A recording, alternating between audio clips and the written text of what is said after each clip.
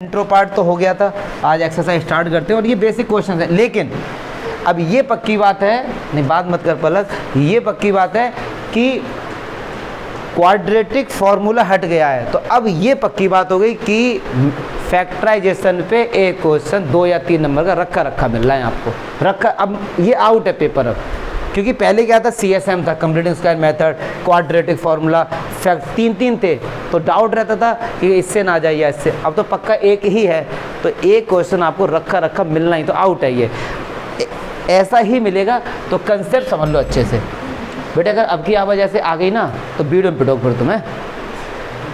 तो ये हैं हमारे पास क्वाड्रेटिक इक्वेशंस, कह रहे हैं कि इनको सॉल्व करो, मतलब रूट फाइंड करो इनके। तो क्या नियम कहता था कि जो एक्स स्क्वायर का कोफिशिएंट है, क्या है एक्स स्क्वायर का कोफिशिएंट,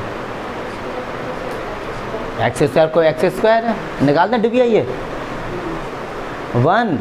एक्स स्क्वायर के आगे क्या लिखा है, कोफिशिएंट क्या होता है, जो उसके आगे लिखा होता है शिवम बाबू। तो एक्स स्क्वायर का कोफिशिएंट एक्स का और कांस्टेंट -10। तो नियम क्या कहता था, मैं थोड़ा सा यहाँ पे दो, जो रियल में नियम है, मतलब जैसा बुक में मिलेगा वो साइन को भी कंसीडर करते हैं, बट मैं बच्चों को समझाता हूँ बिना साइन के समझने की कोशिश करो।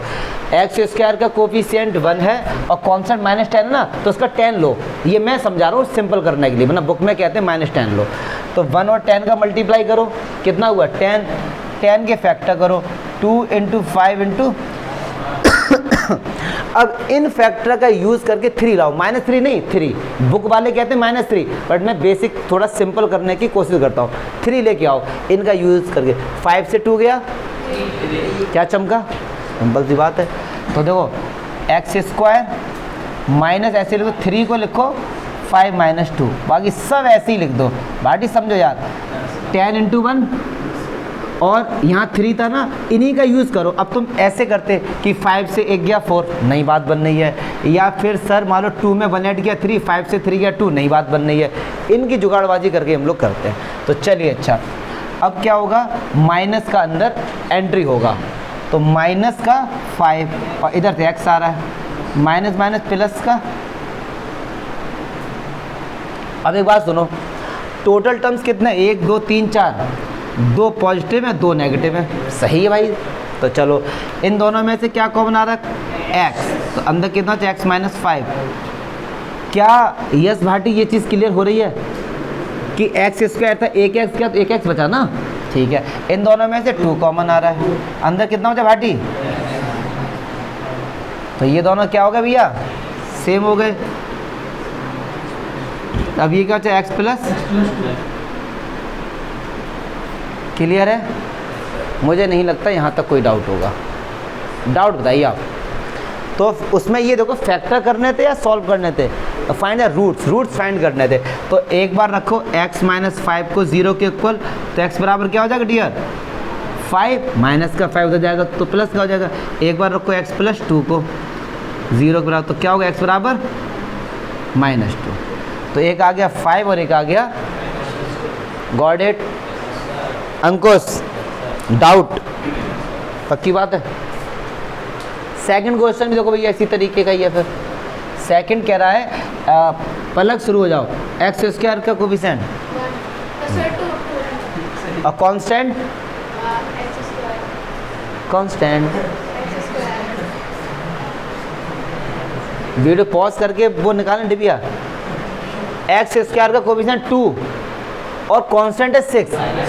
कांस्टेंट होता है जिसके साथ वेरिएबल ना हो ना, तो ये -6 छोड़ो ना, 6 लो केवल, तो 6 2 जा 12 और 12 के फैक्टर करो 2 × 2 × 3। अब सुनो भाटी लाना क्या है, x के आगे क्या है, कुछ नहीं तो 1, हमको 1 लेके आना है। क्या लेके आना है, 1, तो 2 2 जा 4 से 3 गया, बस भाटी हो गया काम, ठीक है। तो 2x², इसको क्या लिखेंगे, 1 को 4 - 3, 2x² प्लस का 4x माइनस का 3x माइनस का 6 बराबर 0। इन दोनों में से 2x कॉमन आ रहा है, अंदर क्या होता है x + 2, 4 क्यों बचेगा, अरे यार जब 2 चला गया 2 2 जा 4, ठीक। इन दोनों में से क्या कॉमन आ रहा है, -3, अंदर क्या चाहिए x + 2। सुनो अगर 10th क्लास के बालकों को कॉमन लेना भी नहीं आ रहा, फिर बड़ी दिक्कत की बात है यार ये। ये ना, ये कोई प्राउड मोमेंट नहीं है। देखो माइनस इसमें भी था, माइनस इसमें भी था, माइनस कॉमन आ गया, 3 इसमें भी और 6 में भी तो 3 है ना, तो 3 कॉमन आ गया। कोई डाउट है? तो एक्सप्रेशन अच्छे दो, ये दोनों सेम हो गए। और ये क्या हो जाए 2x माइनस, अब एक बार क्या करो, इसको रखो 0 के बराबर। एक और चीज़ बता देते चलो, अच्छा नॉलेज के लिए है केवल, मैं पहले पूछूंगा अभी। और एक बार 2x माइनस 3 को x बराबर हम लोग जब भी रूट्स निकालते हैं, ठीक है प्रखर, तो रूट्स निकालने के लिए टीचर आपसे कहता है कि जो ये फैक्टर है इनको रखो 0 के इक्वल। क्यों? तो वो तो जीरोस हो गया। जब कभी भी हमसे बोला जाए कि रूट्स निकालो तो टीचर आपसे बोलेगा कि 0 के बराबर पुट करो, यस और नो। और रूट्स कभी भी जीरोस नहीं होते हैं, ये जान लो। जीरोस किसके होते हैं? पॉलिनोमियल के। और रूट्स होते हैं किसके? इक्वेशन के। अब सुनो, जैसे कभी आप लोगों ने रियल लाइफ में भी सुना होगा कि यार कि उनकी इक्वेशन बहुत ठीक है या उनकी केमिस्ट्री बहुत ठीक है, कहते नहीं उनके हस्बैंड वाइफ की केमिस्ट्री बहुत ठीक है। तो एक आदमी बोला वो तो बायो के टीचर है। अरे केमिस्ट्री का मतलब उनकी अंडरस्टैंडिंग बहुत अच्छी है, कि ऐसा सुना होगा ना आप लोगों ने, कभी नहीं सुना? कहते हैं उनकी केमिस्ट्री बहुत अच्छी है। तो केमिस्ट्री वहाँ पे वाली केमिस्ट्री नहीं कि काशीनाथ का माली आलू जरा फीके से पकाता कौन है आ गया, ये वाली केमिस्ट्री नहीं। मतलब उनकी बॉन्डिंग, उनकी अंडरस्टैंडिंग बहुत अच्छी है। तो ऐसे कहते हैं कि उनकी इक्वेशन बहुत ठीक है, मतलब उनके समीकरण मिल रहे हैं, मतलब LHS बराबर RHS। कहते हैं ना इक्वेशन क्या होती है जिसमें LHS भी होता है और RHS भी होता है। तो कहते हैं दीपेश की x की कोई ऐसी वैल्यू बताओ कि जिसमें LHS और RHS बराबर हो जाएं, यस और नो। समझो बात को। देखो मैं अब बात बता रहा हूँ नॉलेज वाली, नंबर वाली कोई बात नहीं है।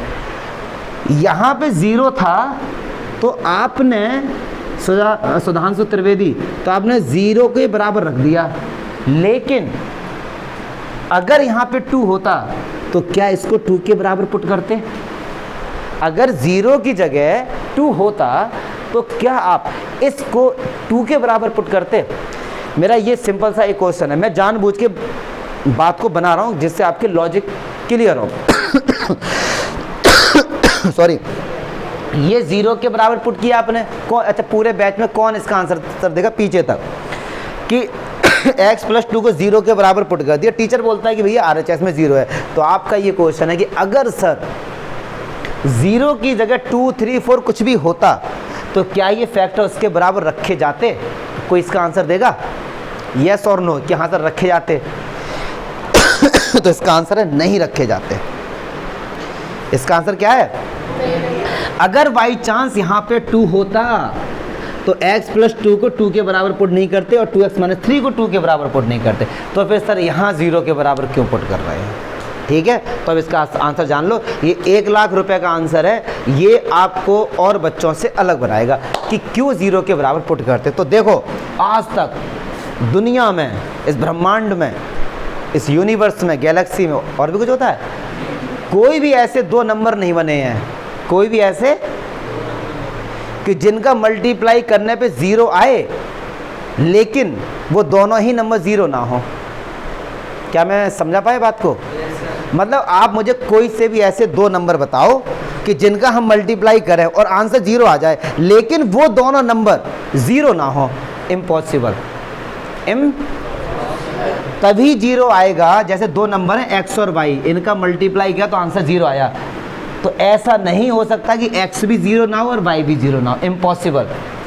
या तो x 0 होगा या फिर y 0 होगा या फिर दोनों 0 होंगे, तभी 0 आता है। तो एक बात सुनो, इनका मल्टीप्लाई करने पर 0 आ रहा है, या तो ये 0 के इक्वल होगा या फिर ये 0 के इक्वल होगा।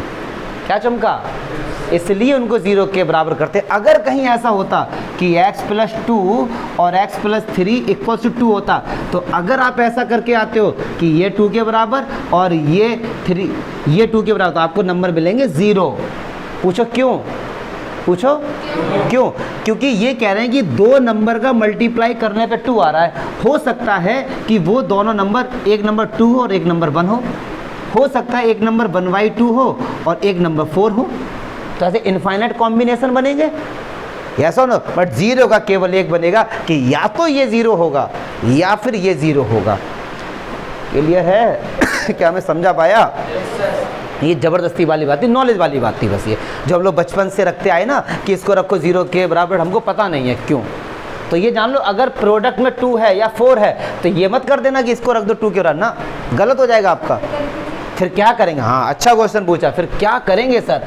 तो ऐसे में हम पता है करेंगे क्या, इनका करो मल्टीप्लाई। अच्छा क्वेश्चन पूछा इन्होंने, ये हो गया। अब इस 2 को लेके आ जाओ इधर, अब इस 2 को लेके आ जाओ इधर। अब इसके दोबारा हम करेंगे फैक्टर, वरना अल्टीमेट हमें बनाना 0 ही है। चमका ना? ठीक है, चलो ये नॉलेज वाली बात थी बस केवल, ठीक है, वरना नंबर वाली बात तो खत्म हो गई थी यहीं पे। पानी दो यार जरा, देना। क्यों खा? चलो अब देख लो यार। अब देखो सुनो यार, ये कह रहे हैं √2x² प्लस, अब देखो रूट वाला आ गया तो डरना नहीं है रूट से, हमको सीधे छोड़ देना है। तो क्या करेंगे, तो x² का कोफिशिएंट पलक बाबू, x² आगे क्या लिखा है, √2 नॉट 2, √2 बोलो। और कांस्टेंट 5√2, 5√2 और √2 का मल्टीप्लाई करो, 5√2 और √2 का, तो √2 2, 5 2 10। अरे 4 क्यों, गधे ही हो गया? हाँ, तो 10 आ गया। 10 के फैक्टर, निखिल को जगा तो जरा पीछे से, है ना? तो सुनो, अब हमको क्या लेके आना है, 7 लेके आना है। 5 + 2 आ गया 7। तो देखो √2x², इसको लिखेंगे 5 + 2। अब देखो ये भैया हमारे पास हो गया √2x² plus 5x plus 2x। अच्छा यहाँ पे सुनो, हाँ एक बच्चे लोग, अच्छा एक चीज़ है, अगर तुम लोग भी आगे जाके अगर होशियार अच्छा टीचर बनना है तो कमज़ोर बच्चों को पढ़ाओ। कैसे, मतलब पढ़ाने का मीनिंग क्या, उनकी कॉपी चेक करो। ये जैसे ही मैंने ये लाइन लिखी ना, मुझे तुरंत एक बात याद आ गई, क्या, देखना भी बताऊंगा क्या। तो कमज़ोर बच्चों की कॉपी अगर आप चेक करोगे ना तो उससे आपको लगेगा कि बच्चे किस लेवल तक सोचते हैं। होशियार बच्चे तो चलो देखो कर ही लेते हैं। अब देखो मैं बताता हूँ क्या है यहाँ पे, कोई दिक्कत यहाँ तक? मैंने लिखा 5 + 2। अब जब उस बच्चे ने ट्राई किया तो उससे धोखे से लिख गया 2 + 5। क्या उसने गलती कर दी कोई? एक ही तो बात है, 5 + 2 या 2 + एक ही तो बात है। अब बच्चे कमज़ोर हैं तो उनकी गलती देखना जरा। इन दोनों में से क्या कॉमन आ रहा है? केवल x कॉमन आ रहा है, केवल x कॉमन आ रहा है, ठीक। केवल x गया तो इधर क्या बचा, √2x, इधर क्या बचा 5। अच्छा इन दोनों में से क्या कॉमन आ रहा है, x इसमें, लेकिन x इसमें नहीं है। अब देखो ये 2 है, तो क्या हम 2 को √2 × √2 लिख सकते हैं? तो इस 2 को मैं लिख देता हूँ, इस 2 को मैं लिखता हूँ √2 × √2x। तो √2 इसमें भी, √2 इसमें भी, √2 बाहर आ गया, अंदर कितना बच्चा, √2x प्लस, ये दोनों सेम है,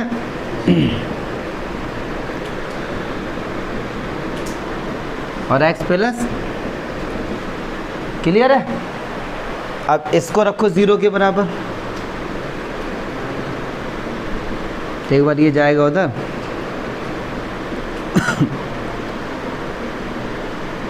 क्लियर है? एक बार इसको रख दो 0 के बराबर, तो x बराबर, ठीक। अच्छा अब अगर आपने यहाँ पर, देखो मैं समझा रहा हूँ, अगर किसी बच्चे ने यहाँ पर इस तरीके से किया होता, दीपेश देखना 2x प्लस 5x प्लस 5√2, बात तो वही, आंसर वही आना है बस। अच्छा इन दोनों में से क्या कॉमन आ रहा है, √2x, अंदर कितना बचा, x प्लस √2, और यहाँ से क्या कॉमन आ रहा है 5, तो क्या आया, तो देखो आ गया x प्लस √2। तो अब मैं बताता हूँ कमजोर बच्चे क्या करते हैं इसमें, वो एक समझ लेते हैं कोई सा, जैसे मान लो मैंने ये समझा दिया तो वो रटते हैं वो चीज़ों को, तो वो कि पहले वाले से तो x कॉमन आ रहा है और यहाँ पहले वाले से क्या कॉमन आ गया, √2x।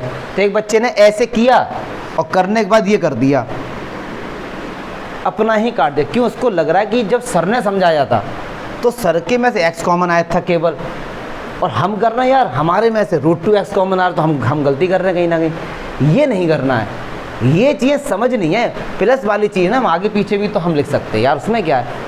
तो कमज़ोर बच्चे लोग, अब जब ये मैंने इसकी कॉपी चेक की तो मुझे लगा कि बच्चों को ये दिक्कत है अभी, मतलब 2 + 5 5 + 2 उन्होंने बैठा के समझाया ये, तो ये टीचर को बड़ी अच्छी नॉलेज वाली बातें मिलती हैं। चलो अच्छा, अब अगला देखो यार, ये तो खैर सिंपल ही है, 1/8 से बच्चे कंफ्यूज हो गए बस।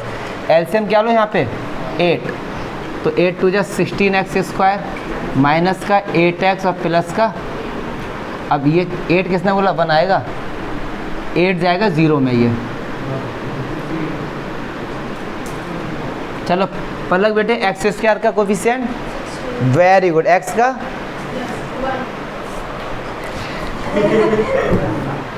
x का कोफिशिएंट, x का x का बाबू x का नहीं, उसके दिक्कत है, उसको दिक्कत हाथ में इसके नहीं। x का कोफिशिएंट, x के आगे क्या क्या लिखा है, सिंपल सी बात है यार।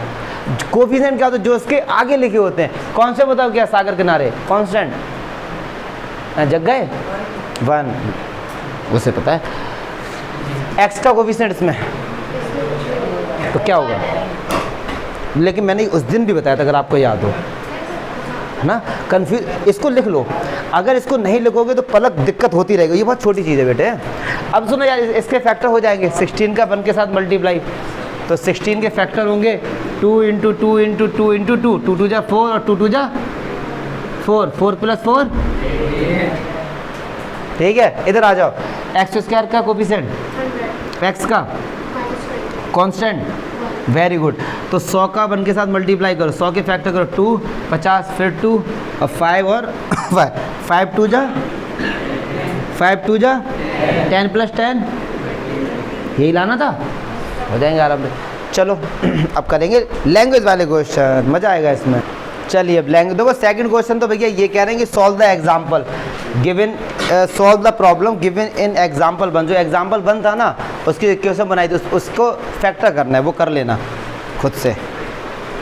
क्वेश्चन नंबर 3 पे आ जाओ, अच्छे क्वेश्चन है, देखो जरा थोड़े फास्ट चलेंगे। अब कह रहे हैं find the 2 numbers whose sum is 27 and their product is 182। देखो भैया क्या कह रहे हैं कि ऐसे 2 नंबर, अब ज़्यादातर बच्चे इसमें दीपेश करेंगे x और y ले लेंगे, उससे भी हो जाएगा, मैं उससे भी इस क्वेश्चन को बताओ करके दिखा दूँ, उससे भी हो जाएगा, don't worry about it. But क्या है, 1 वेरिएबल से भी हो जाएगा। 2 नंबर हैं जिनका सम क्या है 27, तो let first number is x, second number 27 minus x, मैं y वाले से भी करके दिखा दूंगा इसके बाद, ठीक है। अच्छा आंसर एक ही आना, कह रहे हैं कि 2 नंबर हैं जिनका सम 27 है, एक नंबर x है, दूसरा 27 माइनस x कैसे होगा। एक बात सुनो, मान लो 2 लोगों के पास मिला के 27 रुपये हैं, ठीक है, एक के पास 10 रुपये, दूसरे के पास कितने 17, कैसे 27 माइनस 10, तो अब एक के पास x है तो 27 माइनस x, क्या चमका। या फिर और भी सिंपल देखो, क्लास 6, 7, 8 में पढ़ते थे, first number plus second number दोनों को मिला के कितने 27, एक नंबर x है तो सेकंड नंबर क्या होगा, ये उधर जाएगा 27 माइनस, क्या चमका। ऐसे कर लो, कई सारे तरीके हैं, डस्टर कहाँ लेकिन मेरा। चलिए फिर कह रहे हैं इनका जो प्रोडक्ट है, दोनों नंबर का क्या जो प्रोडक्ट है कितना है 182, तो 27 के 27x माइनस x² = 182, ये इस तरफ लेके चले जाओ सब, तो इधर 0 बचेगा, ये इधर जाएगा तो x² माइनस का 27x प्लस का, एक ही बात है 0 को इधर लिख दो या इधर लिख दो यार, कोई टेंशन मत लेना कि ये क्या कर दिया। अब 180 के फैक्टर कर लो, क्योंकि x² का कोफिशिएंट क्या है, और 180 के फैक्टर करो। चलो 180 के फैक्टर करते 2, फिर 92, 45, 3, फिर 3, फिर ये 5, 5, 15, 15, ठीक है, ये आ गया। हमको लेके क्या आना भैया 27। अब देखो जुगाड़बाजी करो कुछ भी, देखो जी 5, 15, 15 ओ 15 नहीं हुआ इससे, तब देखो 3 का 9, 9 दूनी 18, 5 2 10, अभी भी नहीं हुआ इससे, 2 2 जा 4, 4 3 जा 12, 5 3 जा 15 में 12 ऐड करो, 27 क्यों नहीं क्यों रे मना कर रहा है? 15 में 12 ऐड करो क्या होगा 27, तो 15 में 12, तो क्या करेंगे 15 + 12। ठीक है भैया, चलो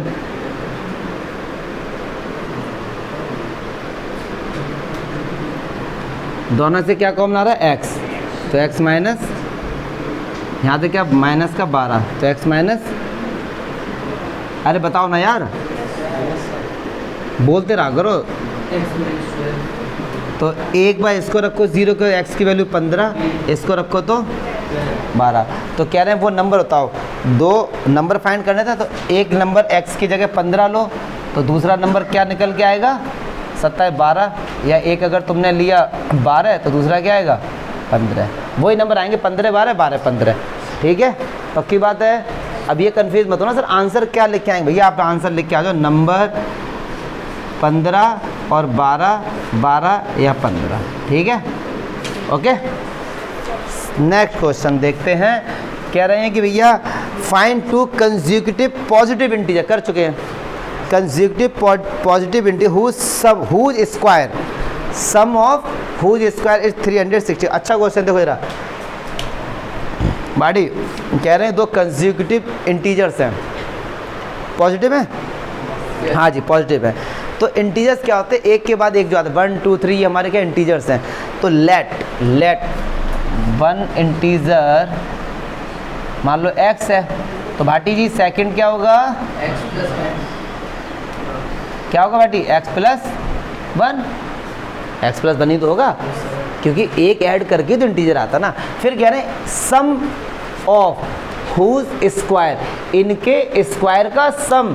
99% बच्चे गलत करके आते हैं इस चीज़ को, कह रहे हैं सम करो इनके स्क्वायर का, मतलब इनके स्क्वायर के नंबर का जो स्क्वायर है इनको स्क्वायर करके ऐड करो, तब आंसर कितना आएगा 360।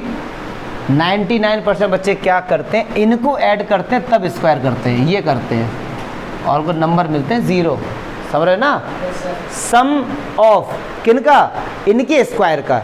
जब कभी भी हम लोग जान लो, इतने तो पढ़े लिखे हो ही तुम लोग, सम ऑफ, जब कभी भी इंग्लिश से हिंदी बनाते तो उल्टा चलते हैं, हुज स्क्वायर, इनके स्क्वायर का सम, इनके स्क्वायर का सम। तो पहले इनका स्क्वायर करो, फिर उसके बाद इनका सम कर दो। क्लियर है, तो एक्स स्क्वायर हो गया। अब a + b का होल स्क्वायर, अब ये a + b का whole square, a² + b² + 2a, x square 2x², ये कितना 2x है। अब ये +1 इधर आएगा तो माइनस का 360। अच्छा एक और चीज़ और जान लो, 2 इसमें भी है, 2 इसमें भी है, 2 इसमें भी कॉमन आता है। 2 पहले कॉमन ले लो, थोड़ा सा कैलकुलेशन सिंपल हो जाएगी। x² + x - 1 और 8 और 2। क्लियर। अब ये 2 कहाँ जाएगा भैया, 0 के पास, 0 हो गया। मतलब इसके फैक्टर या इसके फैक्टर एक ही बात है। अब 182 के फैक्टर करो। अच्छा x का कोफिशिएंट क्या है पलक, और x² का, बहुत सही। अब 182 के फैक्टर करो, 182 के फैक्टर यहाँ कर लेते हैं, चलो 2 से कट गया तो ये आ गया। अब सुनो हमें लेके क्या आना है 1, 7 2 जा 14 से 13 गया, 1 आ गया, सिंपल सा। तो 14 - 13, तो देखो भैया 14x - 13x, दोनों से क्या कॉमन आ रहा है x, तो x प्लस दोनों से कॉमन आ रहा है -13।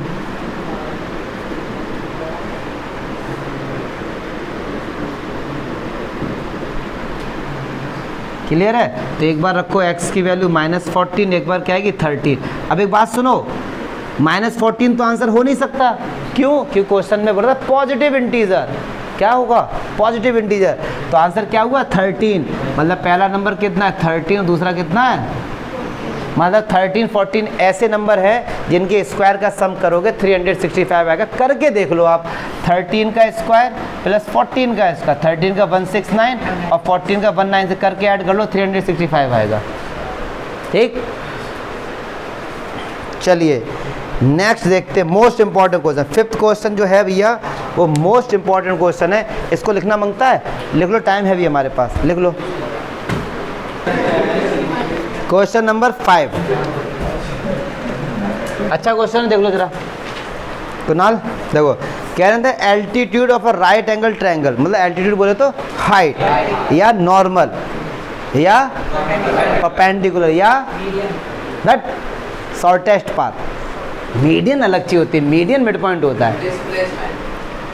You can say the altitude of a right angle triangle is 7 centimetre less than it's base. उसके बेस से क्या है, 7 कम है उसका एल्टीट्यूड। एक राइट एंगल ट्रायंगल बना भैया, देखो ये रहा, सुनो, ये इसका एल्टीट्यूड है और ये बेस, ये इसका क्या है, बेस। बेस पसंद है, ठीक। कह रहे altitude of a right angle triangle is 7 centimetre less than it's base. इसके बेस से क्या है, 7 कम है, तो बेस अगर x है तो ये कितना होगा, x माइनस 7। एल्टीट्यूड जो है भैया वो इसके बेस से 7 कम है, ठीक है। और हाइपोटेन्यूज कितनी है, 13 है। तो यार कह रहे हैं सब कुछ बता दो, तो let the base of a right angle triangle x, ठीक है। तो उसका एल्टीट्यूड क्या हो जाए, x माइनस 7 लगा दो, पाइथागोरस थ्योरम। 90 के सामने वाला हाइपोटेन्यूज, तो triangle ABC 13 square is equal to x square plus x minus 7 का होल स्क्वायर 169। अब a माइनस b का whole square, a square plus b square minus 2ab, simple है। तो x स्क्वायर 2x स्क्वायर और 49 minus का 14x, और ये कितना है, अब ये सब इधर लेके आ जाओ माइनस में, तो ये हो जाएगा 2x स्क्वायर माइनस का 14x प्लस का 14 माइनस का, तो 2x स्क्वायर, ये कितना हो माइनस का, अब देखो 2 कॉमन आ रहा है तो 2 कॉमन ले लो, x स्क्वायर 2 चला गया 0 में। अच्छा x का कोएफिशिएंट 7, ये कितना 60, 12 पंजे 60, 12 में से 5 गया, आ गया।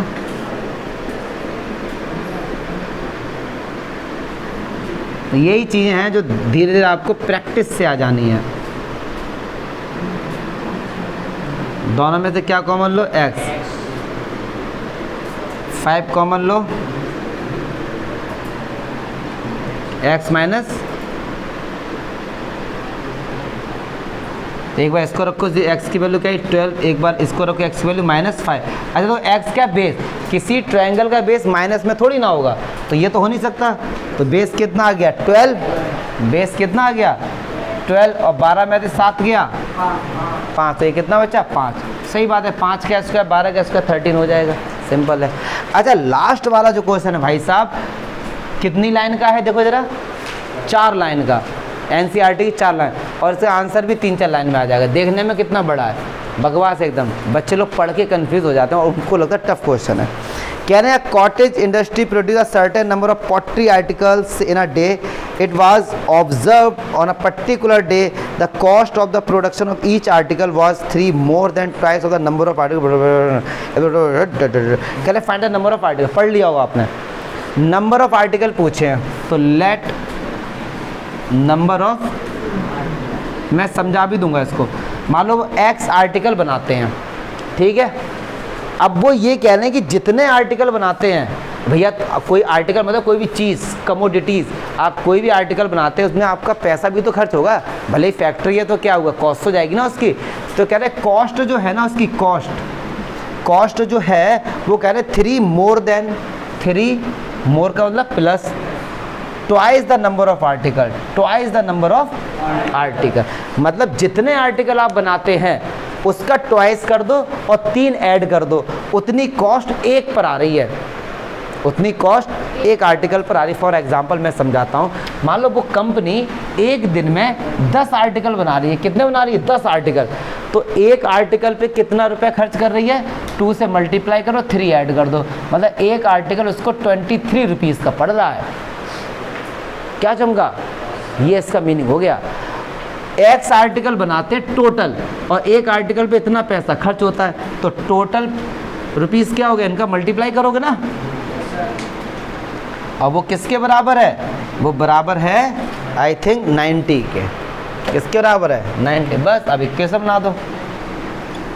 देखो यार 3x प्लस 2x स्क्वायर, ये इधर आ जाएगा।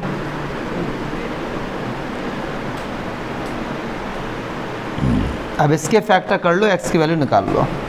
क्लियर है? बस कल स्टार्ट होगा हमारा 4.3। हाँ